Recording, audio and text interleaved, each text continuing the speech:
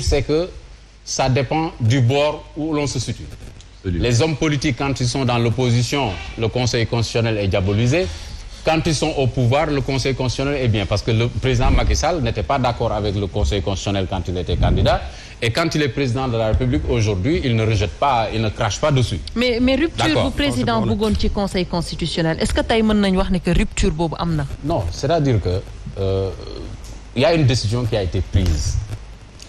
Est-ce que la forme a été respectée? C'est ça la grande question. Pourquoi? Parce que on dit que le Conseil constitutionnel délibère, donc, comment dirais-je? Le Conseil constitutionnel ne peut statuer qu'en présence de tous ses membres. Sauf à l'exception de l'absence de droit, mais pour un empêchement temporaire. Bon, bref. Qui ne dure pas plus de 100 jours. Je n'ai pas vu dans l'article 23. Non, si, je suis toujours sur la forme. J'ai pas vu dans l'article 23 où on a mis que quand il y a le quorum est atteint, c'est-à-dire que quand il y a 4 personnes, on peut délibérer. Je l'ai pas vu dans le texte. Maintenant, c'est le juge qui donne du sens au droit. Je ne vous apprends rien. C'est le juge qui donne du sens au droit, à la loi. C'est le juge qui donne du sens à la loi. Maintenant, ça c'est une autre interprétation que je laisserai aux juristes. Maintenant, quant au fond, je suis sûr, presque sûr que même s'ils étaient 7 personnes, la décision aurait été la même. Oui, mais que ça non, je ne suis pas d'accord. Vous savez, une décision rendue par 4 personnes n'a pas la même qualité qu'une décision. Non, je ne parle pas de qualité. Non, je ne parle pas de qualité. Je parle de la décision. Non, je ne suis pas d'accord. Qu'on est rejeté. Mais attendez. Amadou, non.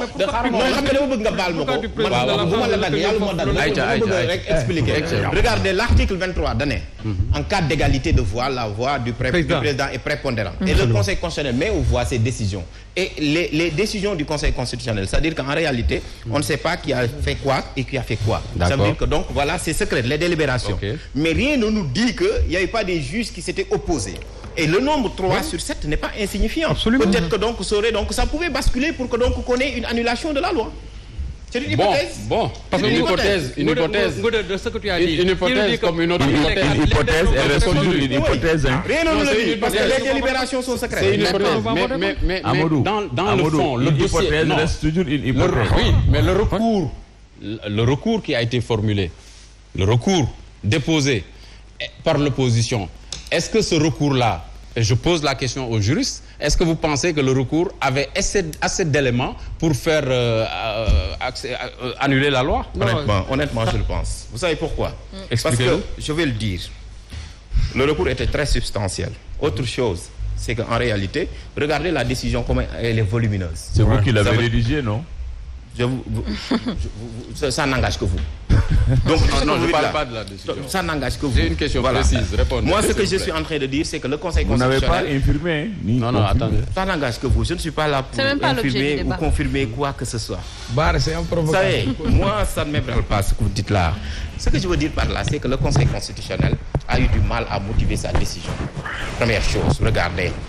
Cette motivation tirée par les cheveux, il a cherché même des concepts valides. L'autre chose, c'est que la décision elle est volumineuse. Ça veut dire que les moyens.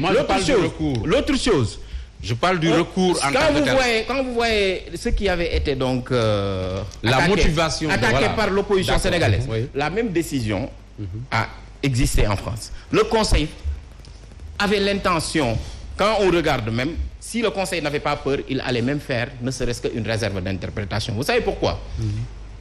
Parce qu'il y a ce qu'on appelle le principe de clarté des infractions. Et en droit pénal, le droit pénal, c'est le droit de la certitude. Et dans la loi, il y a une confusion entre piraterie maritime et terrorisme maritime.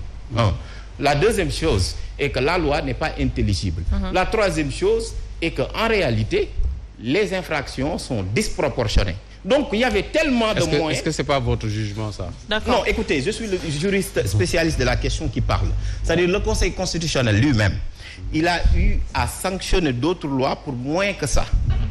Et moi, je pense que le Conseil constitutionnel n'a pas voulu, peut-être, froisser le président de la République. Mais une telle loi ne peut pas passer sans pour autant que le juge ne fasse, ne serait-ce qu'une réserve d'interprétation. Cela signifie que la décision, le Conseil constitutionnel a voulu la rendre pour s'en débarrasser, déjà sans quorum, en violation de la Constitution et de la loi organique, mais au-delà de ça, en ne voulant